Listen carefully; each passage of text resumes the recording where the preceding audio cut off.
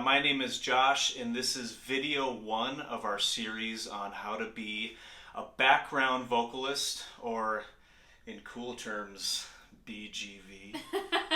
That's right. So you might be scheduled on a worship team as a background vocalist, which is a very important role on the worship team, but it's not often broken down or talked about. So our hope with this series is to break that down, to help you understand what the role is and all that fun stuff. So in this video specifically, we're talking about finding a part as a background vocalist. And so with me to help talk about this is one of our premier worship leaders. Eagle Brook Music, you know her, she's famous. Angie Holvig, everybody. Hello, that's quite the intro there. I know. That's what I'm good at. I feel like you set the bar kind of high. I mean, everyone knows you're incredible. Now I'm nervous. Yeah, that's my goal, is to make you really nervous. Are you sweating yet? I am. No, you're the pro at this kind of stuff, so thanks for being on today. So we're talking about finding a part as a background vocalist. So as we kind of dive into that specific thing, what would you say, Angie, is the role of a background vocalist? I would say the simplest way I could put it is the BGV's role is to complement and support the main vocal. Nice. I disagree completely. That is wrong. You have a problem then. I'm just kidding. That's really great. So before we pushed record on this, we were talking about that you have two kind of cardinal rules when finding a part and all that stuff. So go ahead and tell us, what are those two cardinal rules? Okay, it sounds kind of silly, but keeping it super simple, when you're a BGV, I would say the first thing that you never want to do is get in the way of the main vocal or the main part. This isn't your big break, so don't be distracting, be appropriate, read the room, kind of a deal. For sure. So don't get in the way. And then the second rule is just to be flexible. Mm-hmm. I think people come having rehearsed and they come glued to one part, but a lot of times you're not the only BGV on for the weekend, or maybe somebody else doesn't know their part, or they're glued to their part. Yep. So it's your job to come and be flexible. It's your job to know every part like better than anybody else does. Yeah. Because you're there to jump in when needed. And then Dave Holvig, our fearless leader, always says, know everything like well enough to unknow it. Yeah. So I think that makes you the most prepared person on the team, is to be flexible. Yeah. I actually have an example of someone being or needing to be flexible on a team. A few weeks ago, I was leading a song. This is me leading a song, apparently. I do this.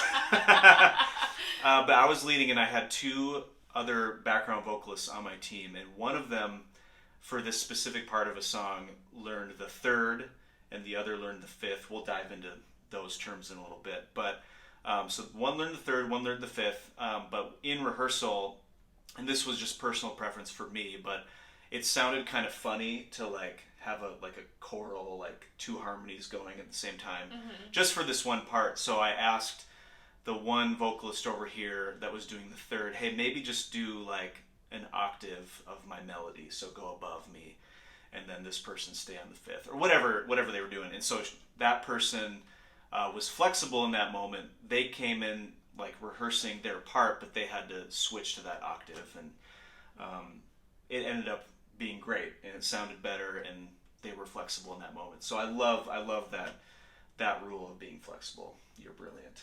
I mean, and they got it easy. They're being flexible as to like switch from a harmony to a melody. But if you flip the script, if I'm coming in and singing the octave and you're like, Ange, can you sing the third part? And I don't know it, that looks bad.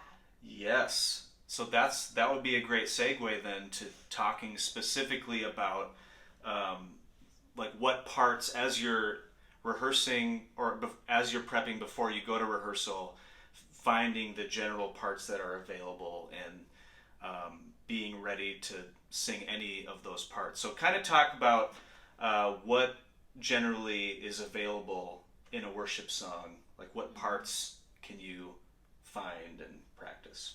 Sure. I think the main harmony that normally sticks out to us in a recording that we hear is the third part. Mm-hmm. And of course it depends on if the main vocal is a male or a female, what key it's in. Mm-hmm.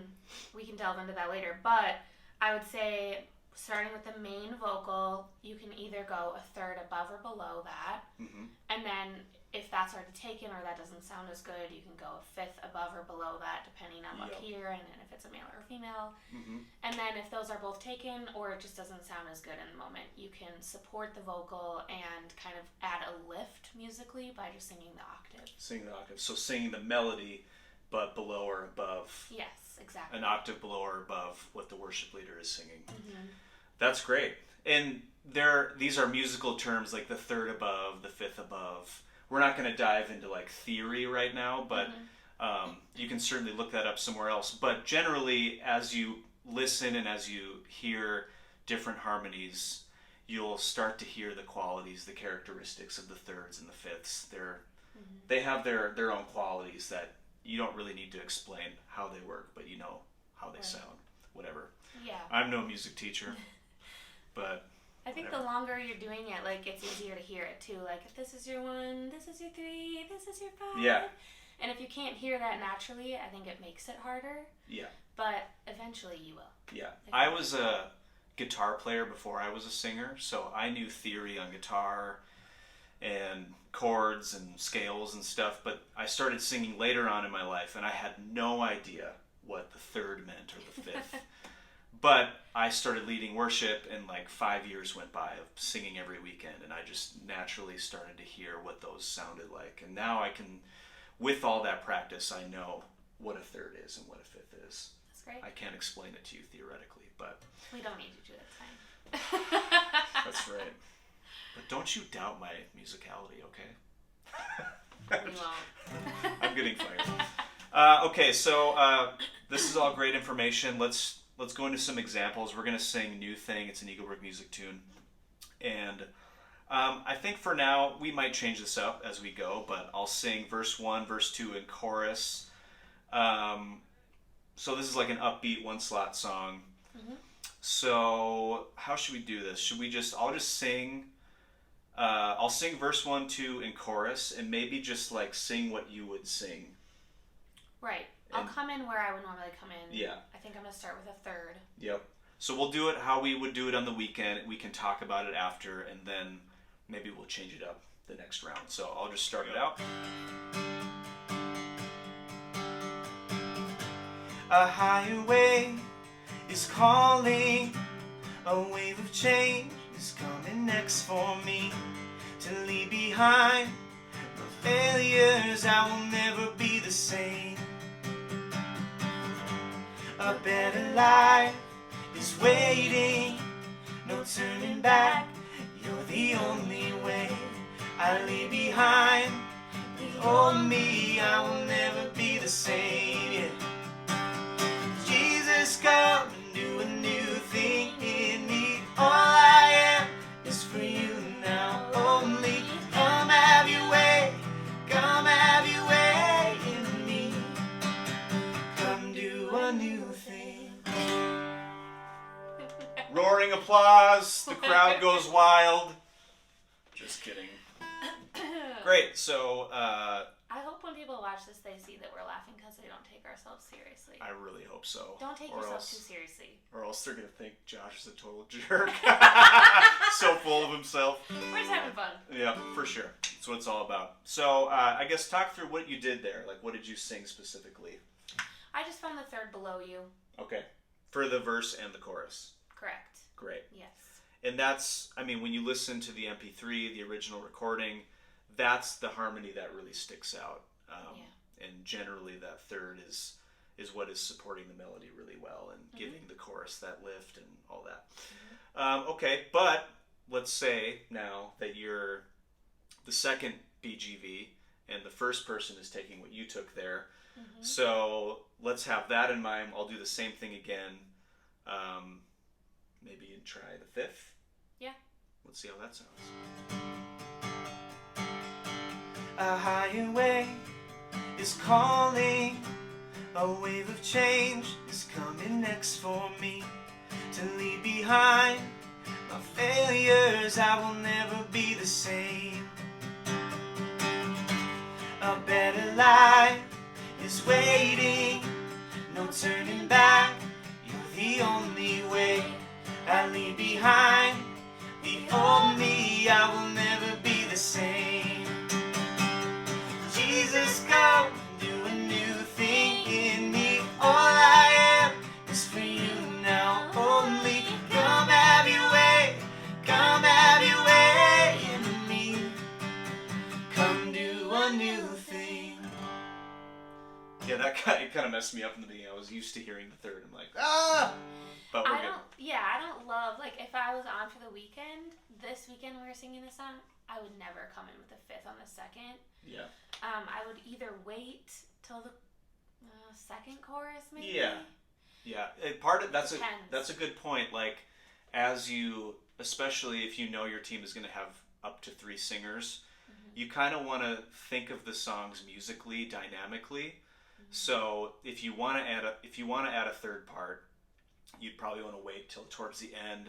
Like think of it like as a dynamic. You want the song to kind of do this as it goes, and part of like helping build the dynamic is adding more vocal later, whether it's a fifth or an octave. And we'll talk about entrances in the next Yes. We're not done here. There's more to come. So, and then the last thing, and I am a huge fan of octaves and doubling. Me too. Because again, like the example before when I told the other singer, hey, just don't sing the fifth or the third, whatever it was, and just double me on melody, go the octave higher, or if it's a guy, go the octave below, or even the same as me. Yeah. It doesn't matter. Doubling is great. It adds more, like you said, energy, and it gives the attenders the sense that we're all singing together. And yeah, it's great. So I'll just sing. I guess maybe I'll sing it one more time just so we can hear it and come in with some octaves. Yeah. Do you want to do a chorus in verse 3 maybe? Sure. So on this, if I were going to sing the octaves, I would stay out verse 1, verse 2. I would probably stay out with the chorus and come in verse 3, but we'll see. Okay. Feel it out. So I'll start with the chorus. Yeah. And then verse 3 and another chorus.